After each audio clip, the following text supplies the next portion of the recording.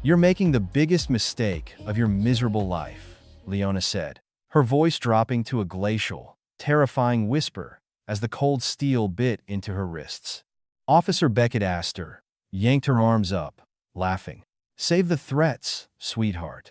You fit the profile. Shut your mouth before I add assaulting an officer to your grand theft charge." Leona didn't flinch. Her dark eyes bored into his soul, promising absolute ruin. "Go ahead. But my next call is to the Pentagon, and I guarantee your career ends tonight." Major General Leona Vance stood beneath the expansive canvas awning, inhaling the sharp, ozone-tinged air of the city. She was dressed impeccably in a tailored charcoal pantsuit, a silk emerald blouse, and an austere black trench coat draped over her shoulders. After a grueling 72-hour strategy summit at the Pentagon regarding emerging maritime threats, this quiet moment waiting for the valet was the first time she had exhaled in 3 days. At 52, Leona was a striking woman. Her posture was a masterclass in military discipline. Spine perfectly straight, chin elevated, shoulders squared. She had spent 3 decades navigating the treacherous, male-dominated waters of the United States Army, earning her second star through a combination of terrifyingly brilliant tactical acumen and an absolute, unyielding iron will. She was a woman who commanded respect simply by entering a room. "Here you go, miss." "Vance," said Haley, the young, energetic valet, jogging up with the keys to Leona's immaculate, armored black Mercedes AMG SUV. Haley had worked the VIP shift for 2 years and adored Leona, who always treated the hotel staff with a quiet, dignified kindness that most of the wealthy guests severely lacked. "Thank you, Haley. Get out of this rain before you catch a chill," Leona said, her voice a rich, resonant alto. She handed the young woman a $50 bill. "You're the best, ma'am. Have a safe drive," Haley beamed, turning back toward the podium. Leona stepped toward her vehicle, her hand reaching for the driver's side door handle. She never made it. The screech of bald tires on wet pavement shattered the quiet luxury of the hotel driveway. A black and white police cruiser jumped the curb, its blue and red lights exploding across the dark-tinted windows of the Mercedes. Before the cruiser had even fully stopped, the driver's side door kicked open. "Hands where I can see them. Step away from the vehicle." Officer Beckett asked her, advanced like a bulldog unleashed, his hand resting menacingly on the grip of his holstered Glock. He was a broad, thickly built man, whose uniform seemed a size too small, his face flushed with the adrenaline of a perceived hunt. His partner, Rowan, a younger officer with a perpetually anxious expression, scrambled out of the passenger side, looking around nervously. Leona paused. She did not raise her hands in a panic. She did not scream.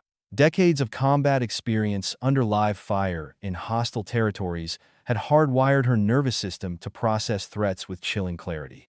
She slowly turned to face the aggressive officer, her hands calmly resting at her sides. "Officer, lower your volume and state your business," Leona commanded. It wasn't a request. It was the voice of a 2-star general issuing an order. Beckett faltered for a fraction of a second, instinctively reacting to the authority in her tone, before his bruised ego flared violently. "Don't you tell me what to do. Turn around and put your hands on the hood of the car. Now." Rowan jogged up, squinting through the rain. "Beckett, wait." The bolo said, a black female suspect in her 30s, wearing a red jacket, driving a stolen black SUV.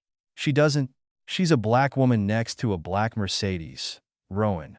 "Close enough." They ditched the jackets. Beckett spat, closing the distance between himself and Leona. "I said hands on the hood." Leona's jaw tightened. She knew this script. No matter the stars on her collar, no matter the clearance badges in her wallet, in the dark, in the rain, she was reduced to a crude demographic. The systemic indignity of it flared in her chest, a hot, bright coal of anger, but she buried it beneath layers of tactical ice. "This is my vehicle. I have the registration in the glove compartment, and my identification is in my breast pocket," Leona said smoothly, maintaining direct, unflinching eye contact. "I suggest you take a deep breath, officer, and verify my identity before you cross a line you cannot uncross." "I'm crossing it," Beckett snarled. He lunged forward, grabbing Leona by the shoulder and violently spinning her around. He slammed her chest against the cold, wet hood of her own Mercedes.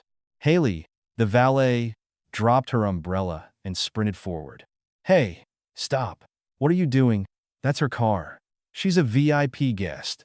Back off, kid, or you're going down for obstruction. Beckett barked over his shoulder, pulling his steel handcuffs from his belt. Leona's muscles instinctively coiled. A highly trained close-quarters combatant, she could have broken Beckett's arm in 3 places before his partner could even draw his weapon. But she played the long game. A physical altercation would result in a media circus. She forced her body to go entirely limp, allowing him to wrench her arms behind her back. You are making a profound error, Leona said, her voice muffled against the hood, but carrying a lethal weight. Yeah. Tell it to the judge, car thief, Beckett sneered, snapping the cuffs onto her wrists. He ratcheted them down so tightly that the metal immediately cut off the circulation to Leona's hands. She winced internally, the sharp pain shooting up her forearms. You're making the biggest mistake of your miserable life, Leona said, her voice dropping to a glacial, terrifying whisper as the cold steel bit into her wrists. Officer Beckett Astor yanked her arms up, laughing. Save the threats, sweetheart. You fit the profile. Shut your mouth before I add assaulting an officer to your grand theft charge. Leona didn't flinch. Her dark eyes bored into his soul, promising absolute ruin. Go ahead, but my next call is to the Pentagon, and I guarantee your career ends tonight. The interior of the police cruiser smelled of stale sweat, cheap pine air freshener, and bad decisions. Leona was shoved into the hard plastic back seat, her shoulders painfully contorted to accommodate the aggressively tightened handcuffs. Rain drummed heavily against the roof as Rowan threw the car into drive, peeling away from the Grand Continental Hotel. For the first 10 minutes of the ride to the 42nd precinct, the car was dead silent. Leona sat perfectly upright, refusing to lean back and give Beckett the satisfaction of seeing her uncomfortable. She fixed her gaze on the rear-view mirror, her dark eyes locking onto Rowan's reflection. The young officer looked terrified. He kept swallowing hard, his knuckles white on the steering wheel. He knew something was fundamentally wrong. The woman in the back seat wasn't fidgeting, wasn't crying, wasn't making excuses. She was sitting with the terrifying poise of a predator assessing a trap. So, what's the story, Pentagon? Beckett taunted from the passenger seat, turning around to leer at her. You steal the Benz to pay off some debts? Or just wanted to take a joyride to the rich side of town? I strongly advise you to remain silent. Officer Astor, Leona replied, her voice smooth and chillingly calm. Every word you speak is currently being logged in my memory and will be submitted as evidence in your impending federal tribunal. Beckett barked out a harsh laugh. Federal tribunal. Oh, that's rich. You got a wild imagination. Lady, I'll give you that. Rowan cleared his throat nervously. Hey, Beckett. She didn't have any Slim Jims or hot wiring tools on her. And she had the electronic key fob. Maybe we should run the plates before we book her for grand theft. I ran them in my head, Beckett lied smoothly. They matched the bolo. Shut up and drive. Rookie. They arrived at the precinct, a crumbling, brutalist concrete structure that felt entirely detached from the gleaming towers of the city. Beckett dragged Leona out into the rain, parading her through the back entrance. The bullpen was a chaotic zoo of ringing phones, shouting detectives, and chained suspects. Beckett marched her straight to the booking desk, practically throwing her against the high counter. Got our high-end car thief, Beckett announced to the exhausted desk sergeant. Caught her red-handed with the stolen AMG at the Grand Continental. The sergeant sighed, booting up the intake computer. Name? Major General Leona Vance, United States Army, Leona stated, her voice carrying across the bullpen, silencing a few nearby officers. I demand my handcuffs be removed, and I demand my federally mandated phone call. Now, Beckett rolled his eyes dramatically. She's a nutjob, Sarge. Thinks she's G. Jane, empty her pockets. Beckett roughly patted down her trench coat, a severe violation of protocol, but the desk sergeant looked too tired to argue. Beckett fished out Leona's slim leather wallet. He flipped it open, ignoring her credit cards and driver's license, and pulled out a thick, microchip card with a holographic federal seal. "Look at this," Beckett snorted, holding up her Department of Defense Common Access card. "Major General, she actually paid for top-tier fake ID. The hologram on this is almost decent." Rowan leaned over the counter, staring at the card. His breath hitched. He had a cousin in the Navy. He knew what a real CAC looked like. The weight, the embedded gold chip, the specific font, it was flawless. "Beckett," Rowan whispered, his voice trembling. That's not a fake." The bolo said the suspect was 30. "She's older." "Beckett, we need to stop." "You're a coward." "Rowan," Beckett snapped, tossing the wallet into a plastic evidence bin. "Take her to holding cell 4. Let her cool off. I'm going to write up the grand theft auto and resisting arrest charges." Rowan gently took Leona's arm, leading her away from the desk. "Ma'am, please step this way." He led her down a bleak, fluorescent-lit corridor to a line of iron bar cages. He unlocked cell 4, which was mercifully empty, and ushered her inside. "Officer Rowan, I believe?" Leona asked softly as he turned to leave. Rowan froze, turning back. "Yes, ma'am. You have a conscience. That is a rare commodity in this building," Leona said, her dark eyes piercing him. "I am going to offer you one chance to save your pension and your freedom. Remove these cuffs and bring me a telephone." Rowan looked down at his boots, then back up at her bruised, bleeding wrists. He knew Beckett would crucify him, but looking at Leona, he realized that whatever wrath Beckett possessed was nothing compared to the storm brewing behind this woman's eyes. Trembling, Rowan pulled out his keys. He stepped into the cell and unlocked her handcuffs. "Thank you," Leona said, rubbing her wrists. She didn't flinch. "The phone." Rowan pointed down the hall. "There's a wall unit by the water cooler. It dials out." Leona walked to the phone, picked up the heavy plastic receiver, and dialed a 12-digit sequence that was heavily encrypted and off the grid. It rang once. "National Military Command Center. Authenticate," a robotic, heavily modulated voice demanded. "Vance, Leona. 2-star. Authentication code. Omega Tango blackout." A brief pause. "Authentication accepted. Routing to Secretary of Defense." The line clicked, and the gravelly, exhausted voice of Leonidas Thorne echoed in her ear. "Leona, tell me you fixed the European naval logistics issue, and you're calling to brag?" "Leonidas," Leona said, her voice completely devoid of emotion. "I am currently incarcerated in the holding cells of the 42nd Precinct. I have been violently detained, falsely accused of grand theft auto, and stripped of my federal identification by an officer," Beckett asked her. The silence on the line was profound. It was the silence before a nuclear detonation. "Repeat that, General," Leonidas said softly. "I am being held hostage by local law enforcement. Leo, they believe my DoD credentials are forged. They refuse to run my plates. I am operating under the assumption that this is a hostile, rogue environment. Are you secure?" Leonidas asked, his voice shifting from a politician to a warlord. "For the moment. I have an allied rookie officer who gave me the phone, but the primary arresting officer is highly volatile. Do not escalate. Do not engage," Leonidas commanded, the sound of furious typing echoing in the background. "I am activating the Directorate of Emergency Operations. I am sending Renata, and I am sending a tactical detachment.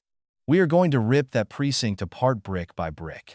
Make it fast, Leo. It smells like urine in here," Leona said, hanging up the phone. She turned around and walked back into her holding cell, pulling the iron door shut behind her.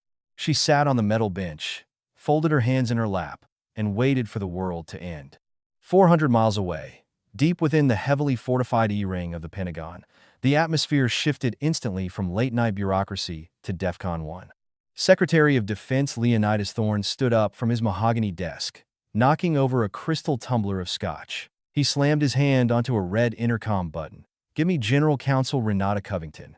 Wake her up if you have to. And dispatch a heavily armed military police unit from Fort Mercer. Tell them they are executing an emergency extraction of a high-value asset on domestic soil." Within 3 minutes, the heavy oak doors of his office swung open. Renata Covington marched in. She was the military's apex predator in the courtroom, a ruthless, brilliant legal mastermind who wore her tailored white suits like armor. Even at midnight, she looked ready to destroy someone's life. "You rang, Mr. Secretary?" Renata asked, her eyes sharp, sensing the violent tension in the room. The 42nd precinct of the local PD just abducted Major General Leona Vance. Leonidas growled, his face purple with rage. They grabbed her outside a hotel, claimed she stole her own car, called her federal credentials fake, and threw her in a cage. Renata stopped entirely. The air in the room seemed to drop 10 degrees. They arrested a two-star general with Yankee white clearance? A woman who carries the nuclear logistics codes in her head. Did they process her? If they run her fingerprints through the national database, it's going to trigger a Homeland Security Class A alert, Leonidas said, pacing like a caged bear. "I want you on a Black Hawk helicopter to that precinct right now. You take the MPs. You secure the general." "And the officers involved?" Renata asked, a terrifying smile creeping onto her lips. "Burn them to ashes," Leonidas ordered. "Leave nothing but scorched earth." Meanwhile, back at the 42nd precinct, the ticking time bomb of Beckett's ignorance finally detonated. Captain Fiona Hayes, a 20-year veteran who was desperately trying to keep her chaotic precinct afloat, was in her glass-walled office, drinking bitter coffee. She was reviewing the arrest logs when the intake officer finally got around to processing the paperwork Beckett had tossed on the desk. The officer dragged the fingerprint scanner over to the holding cell, forced Leona to press her thumb to the glass, and went back to his desk to hit submit to the FBI's AFIS database. 3 seconds later, Captain Fiona's desktop computer screamed. A blaring, high-pitched klaxon echoed through the speakers of every computer in the precinct. The screens instantly locked, flashing a blinding, pulsing red. "Critical alert. Department of Defense. Classified assets secured. Immediate lockdown initiated." Fiona spilled her coffee across her lap, leaping out of her chair. She stared at the screen, her heart hammering against her ribs. Below the flashing red banner was a high-resolution military photograph.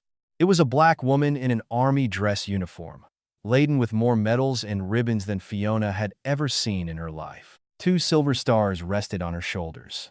Target profile: Vance, Leona, Major General, Commander, Joint Task Force.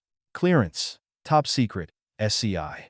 Warning: unauthorized detainment of this individual constitutes an act of federal treason. Fiona felt all the blood drain from her face. She looked through her glass walls into the bullpen. Beckett Astor was leaning against the water cooler, laughing with another officer, completely oblivious. "Astor!" Fiona screamed, throwing her office door open with such force the handle punched a hole in the drywall. Her voice cracked like a whip across the room, instantly silencing the alarms and the chatter. "Astor, get your ass over here right now." Beckett frowned, jogging over. "What's the problem, Cap? System glitch?" Fiona grabbed him by the tactical vest, her eyes wide with a manic terror. "The woman you brought in. The car thief. Where is she?" "Cell 4. Why? She got warrants?" Beckett smirked. "You absolute, unfathomable moron." Fiona hissed, her voice trembling so violently she could barely form the words. "You didn't arrest a car thief. You just kidnapped a Major General of the United States Army. You assaulted a woman who commands 30,000 troops. You just declared war on the Pentagon." Beckett's smirk vanished. His skin turned the color of old chalk. "Cap. No. She fit the bolo. She was driving a black SUV. Did you check her registration?" Fiona screamed, spittle flying from her lips. "Did you verify her DOD ID?" I thought it was fake," Beckett stammered, stepping back, his hands shaking.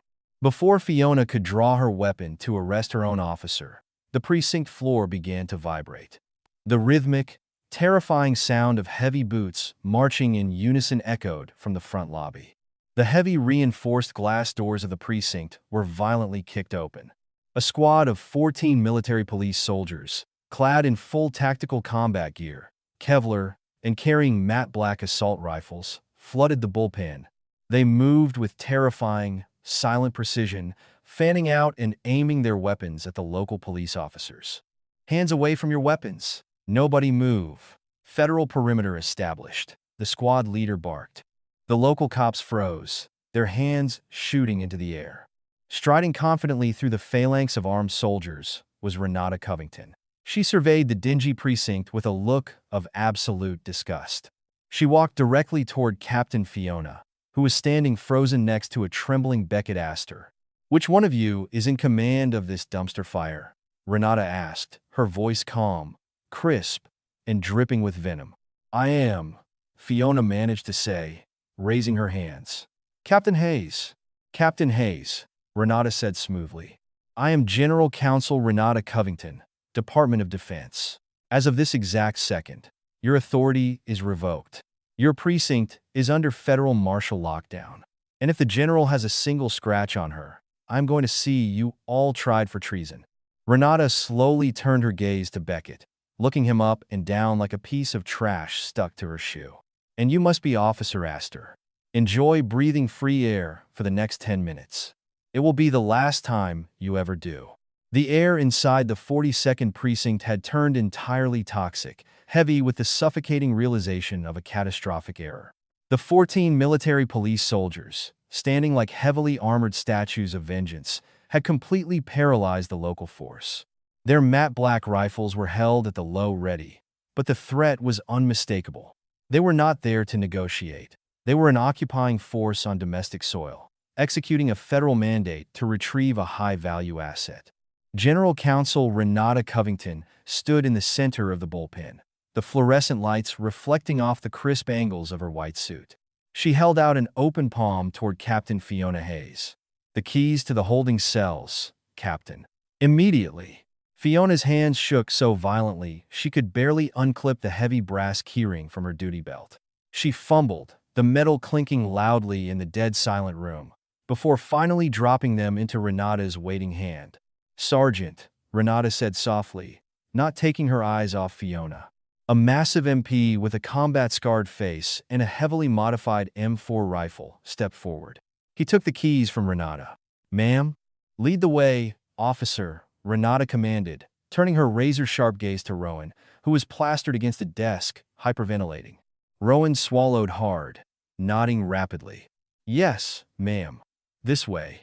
Down the hall. Renata, flanked by 4 MPs, followed the trembling rookie down the bleak, linoleum-tiled corridor. The stench of bleach and old sweat grew stronger as they approached the holding area. When they reached Cell 4, Renata held up a hand, halting the soldiers. She stepped up to the iron bars and looked inside. Major General Leona Vance was sitting on the cold metal bench. Her posture was immaculate, her hands folded neatly in her lap, her expression an impenetrable fortress of calm. She did not look like a woman who had been violently assaulted and thrown into a cage. She looked like a monarch sitting on a profoundly uncomfortable throne, waiting for her subjects to realize their folly. "General Vance," Renata said, her voice shifting from its previous venomous edge to a tone of profound, deferential respect. "I apologize for the delay, ma'am. We are here to bring you home." Leona slowly stood up, smoothing the front of her charcoal pantsuit. "Your response time was adequate, Renata. Let's get out of this filthy place." The MP sergeant swiftly unlocked the heavy iron door, pulling it open with a loud screech of metal. As Leona stepped out of the cell, every single military police soldier in the corridor snapped to attention, executing a flawless, synchronized salute. The sharp sound of their boots snapping together echoed like a gunshot. Leona returned the salute with crisp, practiced precision. She lowered her hand, and her dark eyes immediately found Officer Rowan, who was pressed against the wall, looking as though he expected to be executed on the spot. "Officer Rowan," Leona said softly. Rowan flinched. "Ma'am, General. I am so sorry. I told him. You possess the moral courage to remove my restraints and provide me with a lifeline when your superior officer was entirely consumed by his own ego." Leona interrupted, her voice steady and resonant. She turned to Renata. "General Counsel, when the Department of Justice levels this precinct, I want it noted on the federal record that Officer Rowan acted under extreme duress and ultimately facilitated my secure communication with the Pentagon. He is to be granted full immunity from the impending indictments. Rowan's knees nearly buckled. Tears of absolute relief welled in his eyes. Thank you. Oh, dear God, thank you, General. Do not thank me, son. Thank your own conscience, Leona replied. Now, let us go address the rot.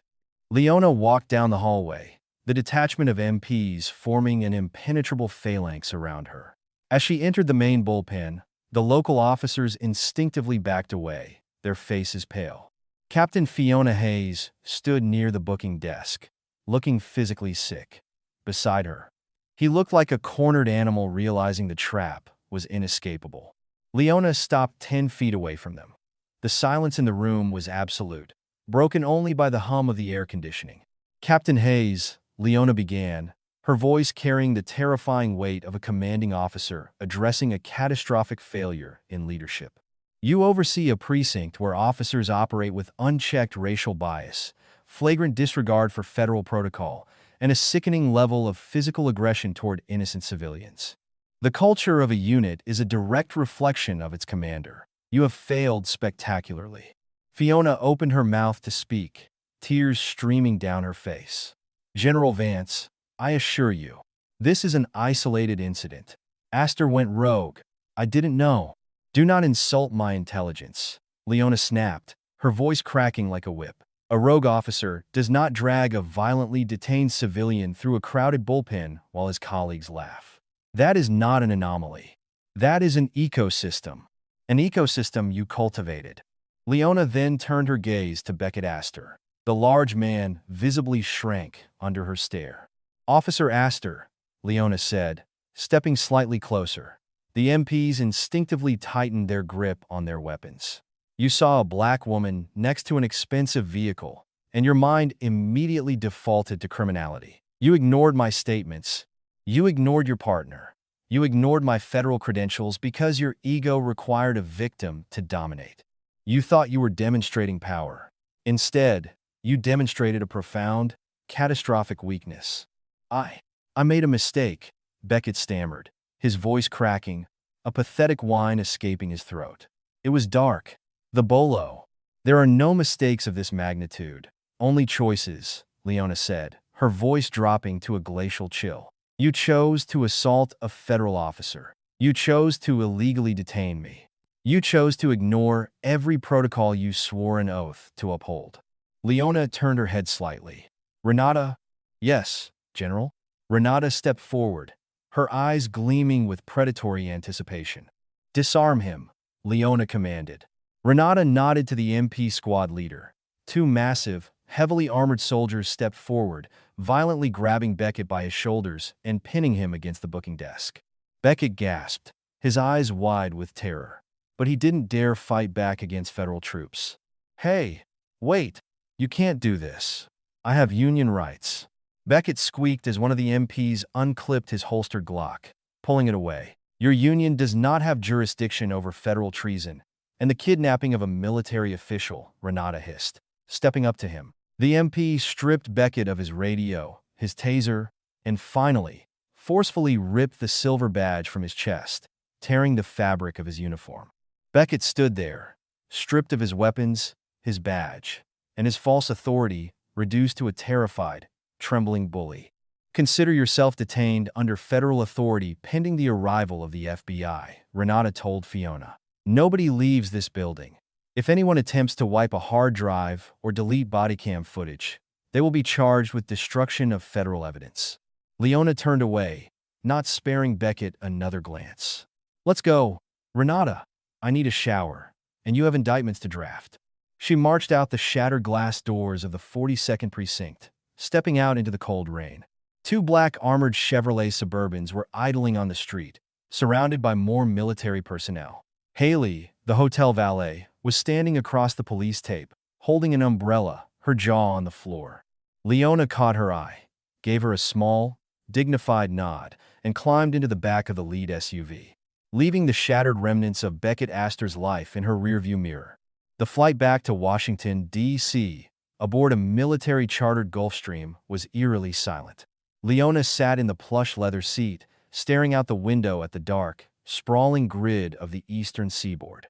The adrenaline that had sustained her through the ordeal was finally beginning to ebb, leaving behind a deep, aching exhaustion and the sharp, throbbing pain in her wrists. She unbuttoned the cuffs of her emerald silk blouse, rolling the sleeves up slightly. Deep, dark purple bruising encircled both of her wrists, the skin broken and raw where the steel had bitten into her flesh. Renata, sitting across from her with a laptop glowing brightly, stopped typing and stared at the injuries. Her jaw clenched tight enough to crack a tooth. "We have a medical team waiting at the Pentagon, General. We need those documented immediately for the Department of Justice." "I know the protocol, Renata." Leona sighed softly, gently touching the bruised skin. "It is a bitter irony, isn't it? I spent 30 years surviving deployments in Kandahar, Baghdad, and the Horn of Africa. I navigate minefields and coordinate airstrikes. Yet, the most physical violence I have endured in the last decade occurred on a rainy street in my own country, courtesy of a man sworn to protect and serve. It's a systemic rot, ma'am," Renata said quietly, "and we are going to excise it with a scalpel and a blowtorch." An hour later, Leona strode into the Directorate of Emergency Operations, a highly secure, subterranean bunker beneath the Pentagon, commonly referred to as the War Room. The space was a nexus of glowing screens, digital maps, and secure communications arrays. At the center of the massive mahogany conference table stood Secretary of Defense Leonidas Thorne. As Leona entered, Leonidas bypassed the standard military salutes and pulled his longtime friend and most trusted general into a tight, fierce hug. "Thank God you're safe, Leona," Leonidas rumbled, his voice thick with emotion. He pulled back, his eyes immediately locking onto her exposed wrists. The color drained from his face, instantly replaced by a dark, terrifying fury. He gently took her hand, inspecting the raw, bruised flesh. "A beat cop did this to a 2-star general," Leonidas whispered, the sheer disbelief warring with his rage. He looked up, his eyes burning. "I want his head on a spike, Leona. I want that entire city's police department defunded, dismantled, and buried. Emotions will not win this war, Leo. Strategy will," Leona said, taking her seat at the head of the table. A military physician immediately approached, silently and gently swabbing her wrists with antiseptic and beginning to meticulously photograph the injuries from every angle. Renata plugged her laptop into the mainframe, casting a feed onto the primary wall monitor. "Cyber Command has already bypassed the 42nd Precinct servers. We have secured all local CCTV footage, precinct audio recordings, and the body cam footage from Officer Astor and his partner. Play it," Leonidas ordered, crossing his arms. The room went dark. The screen flickered to life, showing the shaky, high-definition perspective from Beckett Astor's chest. The audio hissed with the sound of rain. They watched it all. They heard Beckett's aggressive, predatory tone. They saw Leona's calm, tactical de-escalation attempts. They heard Rowan's warnings ignored. And they watched, in brutal clarity, as Beckett violently spun a 52-year-old military commander around and slammed her against the hood of her own car. They heard the sickening click of the handcuffs being ratcheted tight, and Beckett's arrogant laughter as Leona warned him of the consequences. When the footage ended, the silence in the war room was heavy and volatile. Leonidas pressed his hands against the table, leaning forward. "Renata, give me the legal kill shot." Renata stood up, her eyes sharp and cold. "We have a multi-tiered legal strike ready to deploy. First, Title 18, United States Code. Section 242. Deprivation of rights under color of law. Astor used his badge to willfully strip General Vance of her constitutional rights. Because bodily injury occurred, this is a felony carrying up to 10 years in federal prison." "Not enough," Leonidas growled. "I'm not finished," Renata smiled, a predatory gleam in her eye. "Because General Vance is an active-duty federal official with high-level security clearance, and because Astor transported her against her will to a secondary location without establishing legal cause or verifying her federal credentials. We are pushing the Department of Justice to formally charge Officer Beckett Astor with 18 U.S.C. Section 1201, federal kidnapping." Leonidas raised an eyebrow. Kidnapping? Will the Attorney General sign off on that? When they see the bruising on her wrists and the absolute disregard for her DOD identification, the AG will personally serve the warrant, Renata assured him. Kidnapping of a federal official carries a maximum sentence of life in prison. Furthermore, we are drafting a massive civil suit against the city for systemic negligence and opening a federal probe into Captain Fiona Hayes for criminal mismanagement. The doctor finished bandaging Leona's wrists and quietly stepped away. Leona looked at her wrapped arms, then looked up at the massive screens displaying Beckett's frozen, snarling face. "I don't just want Astor," Leona said, her voice cutting through the room with absolute authority. "Astor is a symptom. The disease is the environment that allowed a man like him to wear a badge for years without consequence. I want a full DOJ audit of the 42nd Precinct. Every arrest, every use of force report, every complaint filed by a minority citizen over the last 10 years. We are going to shine a blinding spotlight on their darkness. We are not just ending his career, Renata. We are ending the era of impunity." Leonidas nodded slowly, a dark smile forming. "Hard karma. Draft the indictments, Renata," Leona ordered, leaning back in her chair, "and wake up the director of the FBI. Tell him he has dawn raids to execute." At 5:30 a.m. the following morning, the sky over the city was a bruised, pre-dawn purple. In his modest suburban home, Beckett Astor was not asleep. He hadn't slept for a single second. He was pacing his living room in gray sweatpants and a stained white undershirt, clutching a lukewarm beer. His living room was littered with crushed cans and half-smoked cigarettes.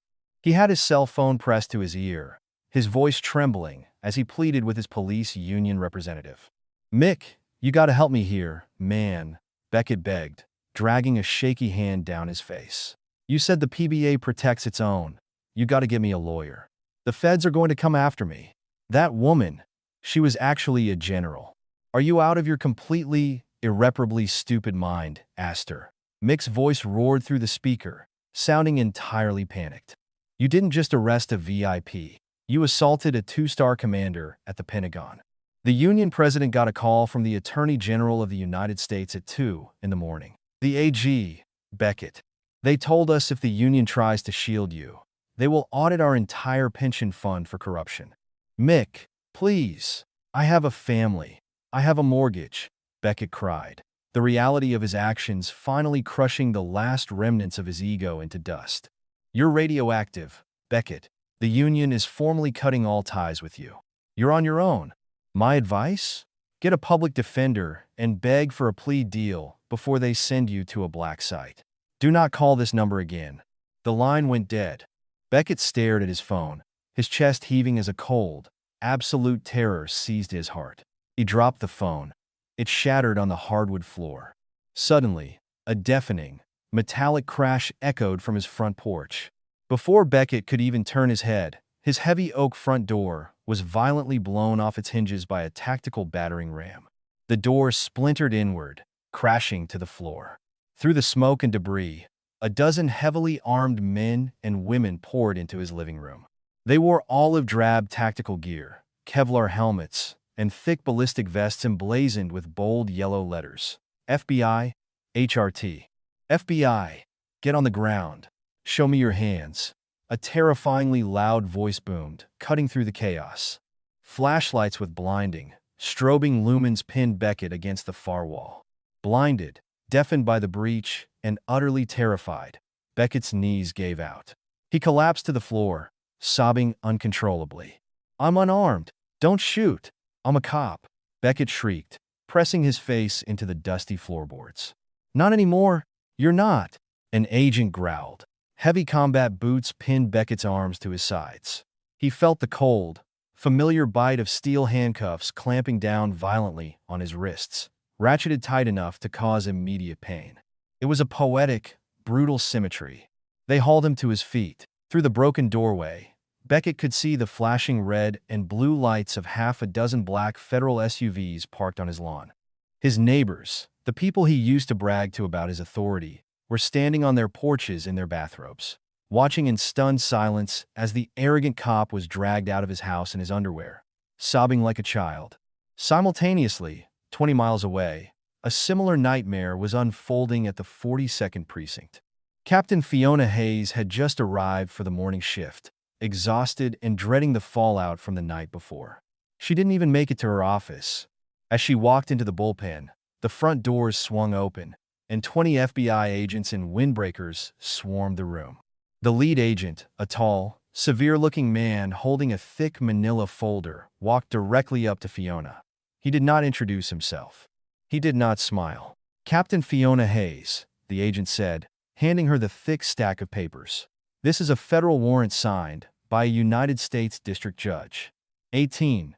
We are hereby seizing all physical and digital records in this precinct. Every computer, every server, every personnel file, and every body cam hard drive." Fiona stared at the warrant, her hands trembling. On what grounds? On the grounds of a massive, top-down federal civil rights investigation into systemic corruption, unlawful detainment, and conspiracy to deprive citizens of their rights under the color of law, the agent stated coldly.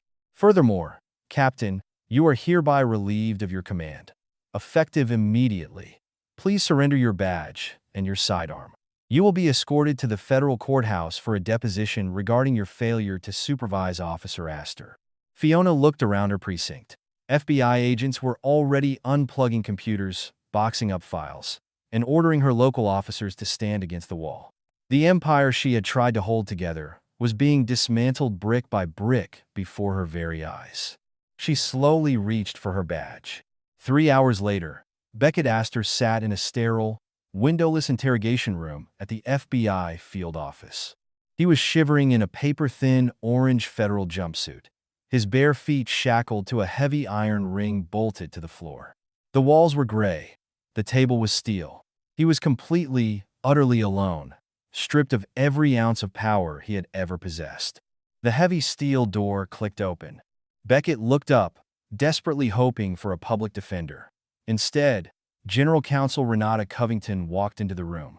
She was wearing a perfectly tailored black suit today, carrying a slim leather briefcase. She looked like the Grim Reaper masquerading as a corporate lawyer. She sat down across from him, opening her briefcase and pulling out a single, thick document. "Hello, Mr. Astor," Renata said, her voice smooth as glass. She didn't call him officer. "Please," Beckett whispered, tears spilling down his cheeks. "I'll resign. I'll plead guilty to a misdemeanor. Just don't let them take me away from my family." Renata stared at him, completely devoid of pity. "A misdemeanor? Oh, Mr. Astor, you fundamentally misunderstand the gravity of your situation. You didn't just rough up a civilian. You kidnapped a high-level military commander and assaulted a federal official."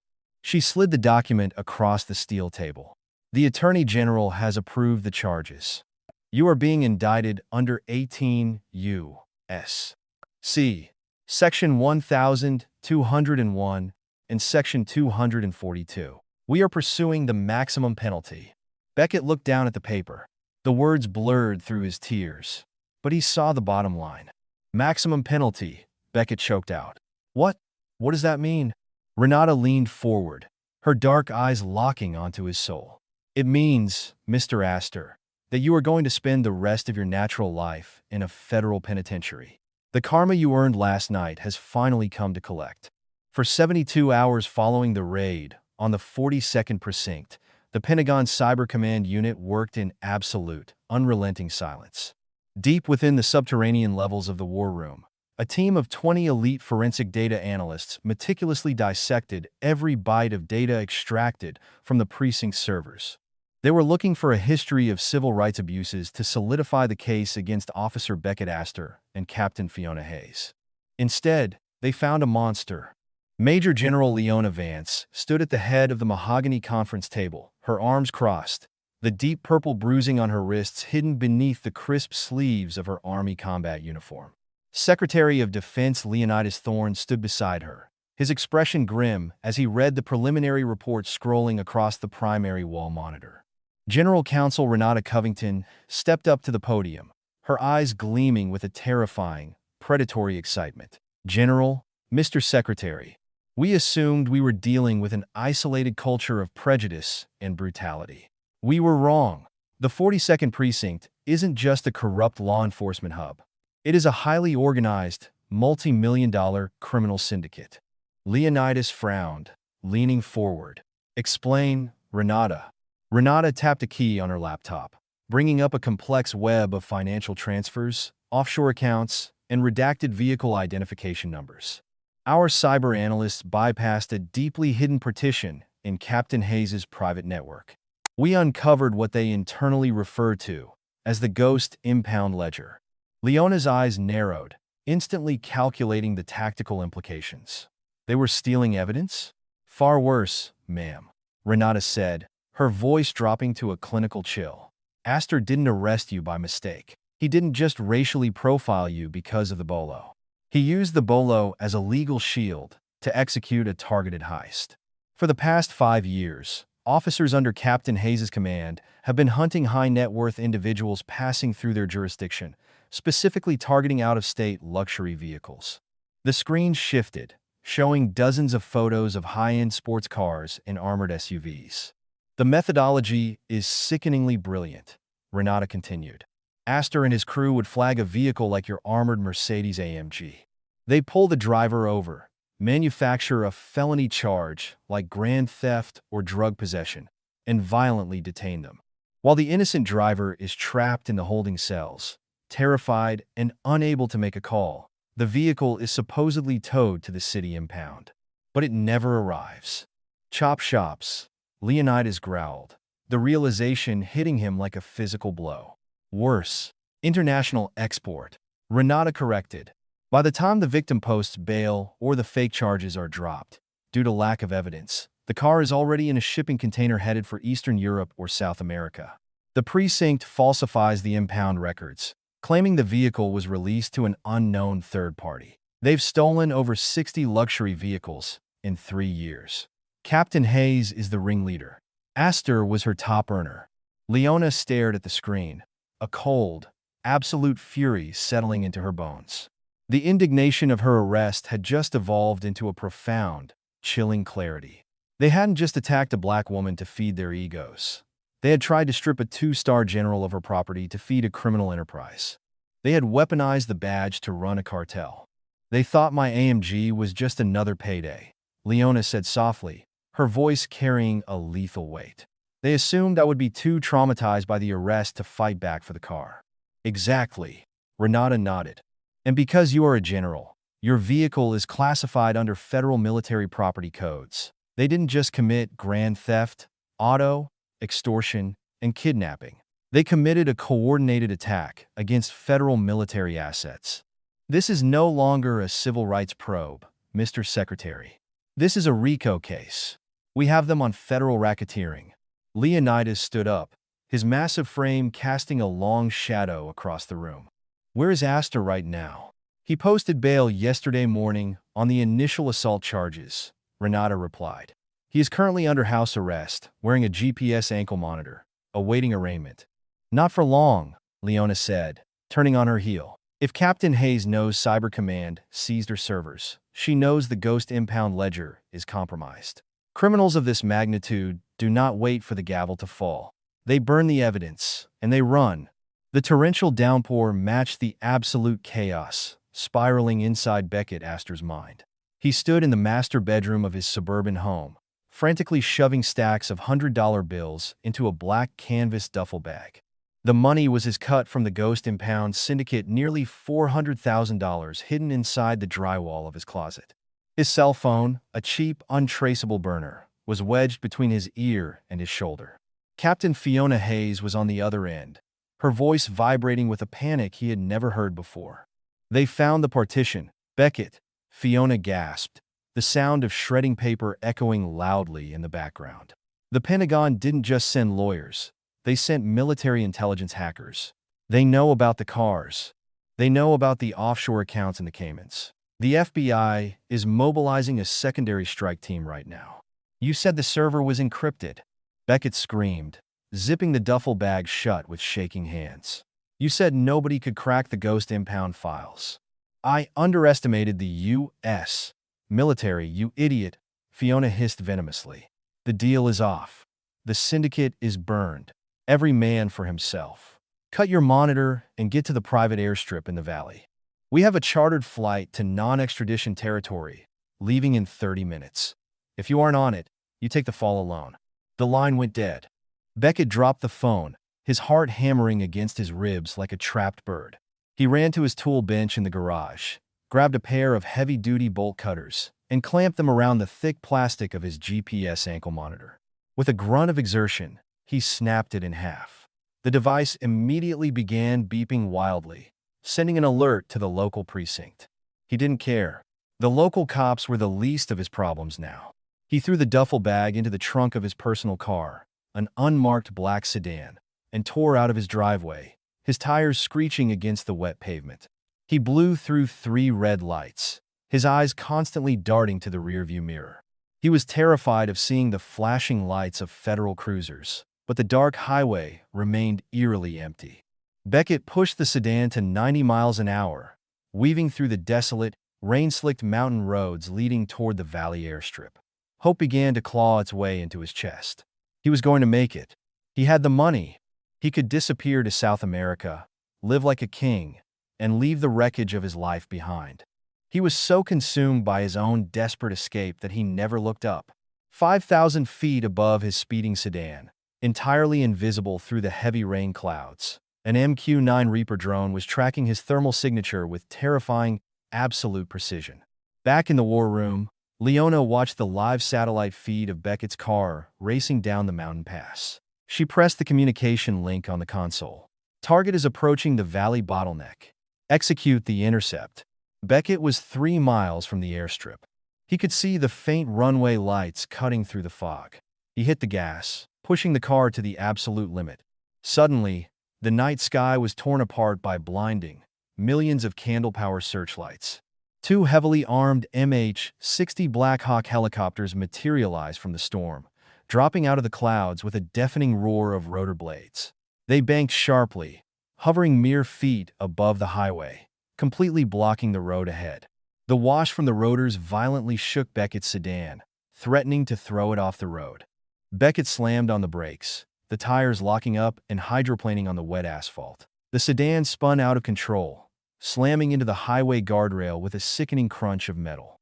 Airbags deployed, punching him in the face and filling the cabin with white smoke. Gasping for air, bleeding from his nose, Beckett kicked his door open and stumbled out onto the rain-lashed highway. He reached for the duffel bag of cash in the passenger seat. "Do not move. Drop to your knees and show your hands." The amplified voice boomed from the Black Hawk. Fast ropes dropped from the sides of the helicopters, and a dozen military police special tactics operators rappelled down to the asphalt in seconds. Laser sights from their M4 rifles painted a dozen red dots across Beckett's chest. Beckett Astor, the apex predator of the 42nd Precinct, fell to his knees in the mud. He raised his hands, the duffel bag slipping from his grip, spilling stacks of blood money across the wet highway. He wept openly, realizing he had not just failed to escape. He had run directly into the jaws of a beast he could never outrun. The atmosphere in the federal district courthouse was unlike any standard criminal trial. It felt less like a legal proceeding and more like an organized, systemic demolition. The gallery was packed with federal agents, military brass, and nearly 40 civilians who had previously had their luxury vehicles stolen and their lives ruined by the Ghost Impound syndicate. Beckett Astor and Fiona Hayes sat at the defense table. They were not wearing suits. They were clad in matching, bright orange federal prison jumpsuits, their hands and ankles bound in heavy iron chains.